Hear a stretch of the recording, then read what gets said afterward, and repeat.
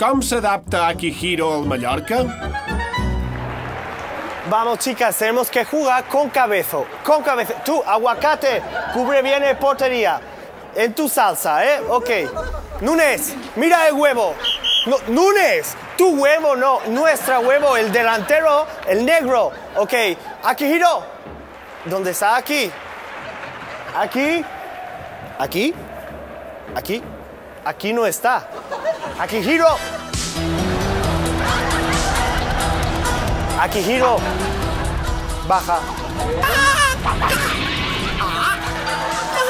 Akihiro, tú ves demasiado Oliver y Benji. Tienes que jugar a ras del suelo, ¿entendido? Ajá. Oye, ya. Hasta yo. ¡Guau! ¡Esa foto! Akihiro Yenaga, jugador del Mallorca, ya es aquí.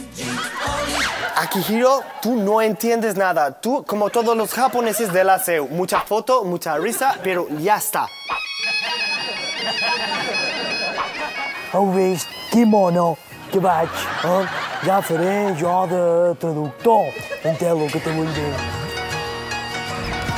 Llorenç Serra Ferrer, vicepresident del Mallorca, pensa si s'ha de casar amb la duquesa de Alba per aconseguir qualque títol. Pero tú sabes hablar japonés, Perla Ferrer. Sí, jo he anat 2 vegades a un restaurant japonès de Corbià. Konnichiwa. Cony, ni chichi, ni wa. Tempura, wasabi, sopa de miso y flan. Ah, sí. A foto, foto. Anya, konnichiwa. Anya. Ahora aguantas. Sí, pero ¿qué hace? ¿Qué hace? Hace fotos, como todos los japoneses. Sí, pero lo hemos fichado para ganar partidos, no para hacer turismo en Somos. Ahora, ya. ¡Gol! ¡Gol! ¡Gol! ¡Gol!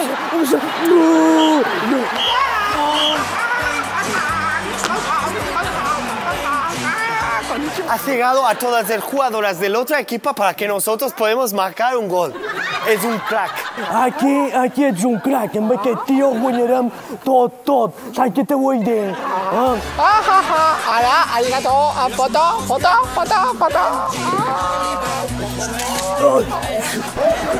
Oi,